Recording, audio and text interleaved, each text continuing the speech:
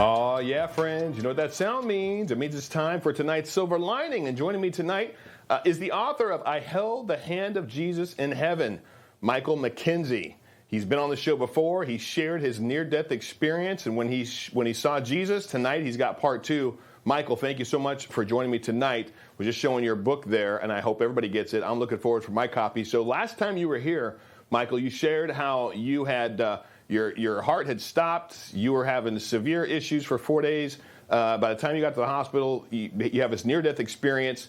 You see Jesus. You shared that. But then there was part two to this that you have not shared yet. Take it away. I want to hear all of it. Yeah, part two makes me sound like a crazy person. So when I got out of the hospital 12 days later, I had a couple of friends come over. They'd sit on the couch, and I would tell them about this near-death experience. And they were just... like, they would cry right along with me as I'm telling them. This is 45, 50-year-old men crying with me. And then I got to the second part, which is Jesus walked into the hospital room 24 hours later, sat down at the end of my bed. This time I couldn't see him, but I could hear him audibly. And there was a nurse sitting next to me. She couldn't hear him. And when I would speak to Jesus, she couldn't hear me. And he said, I had to get you flat on your back away from all the distractions so you could hear me. And he says, our story is going to be heard by millions. And I said, I am not Billy Graham. I'm not doing this. And he says, he just kind of chuckled. And he went on and told me all these crazy things that were going to happen in my life. And that was like over 20 years ago. And they've all come true. It's happened. I mean, millions have heard our story. And but when I told my friends that, they looked at me like no, you might have had brain damage or something. They believed the first part. They didn't believe the second part.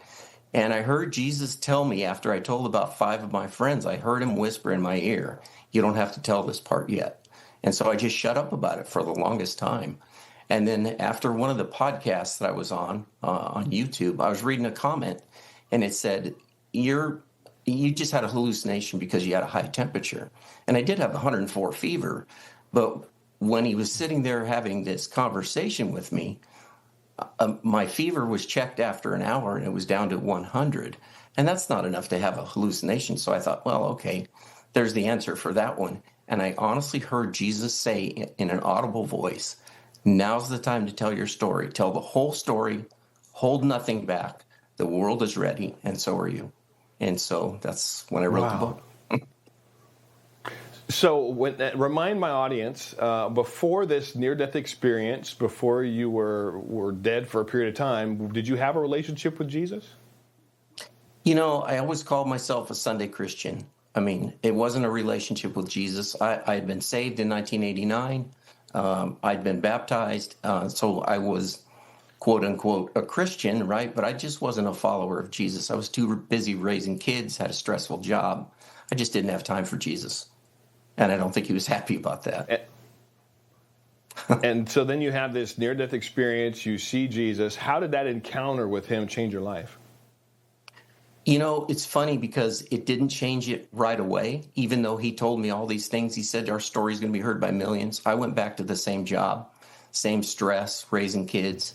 And it didn't really change me right away. And I've always heard that people that have NDEs, sometimes it takes them about 7 years to process. And that's exactly what it did. So, yeah, it took a while, but I'm on board 100% now. So I would encourage. So now everybody. you call yourself. So now you'd say you're not a Sunday Christian anymore. Take the Bible off the shelf on Sunday, go to church, put it back on the shelf, and then just keep living your life. Now you're somebody that's following. So what does that look like if you're actually following Jesus?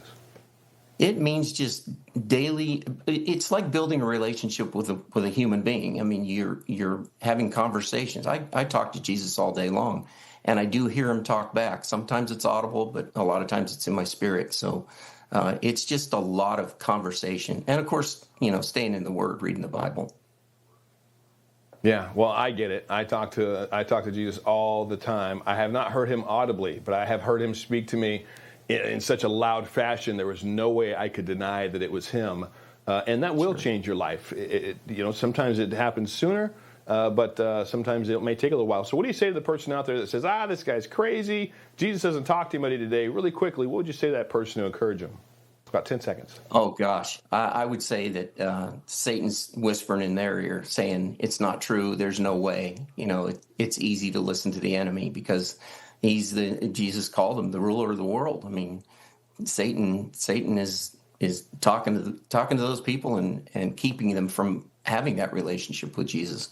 Jesus can change everything in your life. Well, I appreciate everything you're sharing. I hope everybody goes and gets your book. Michael McKenzie, God bless you. Thanks for joining the Pulse tonight.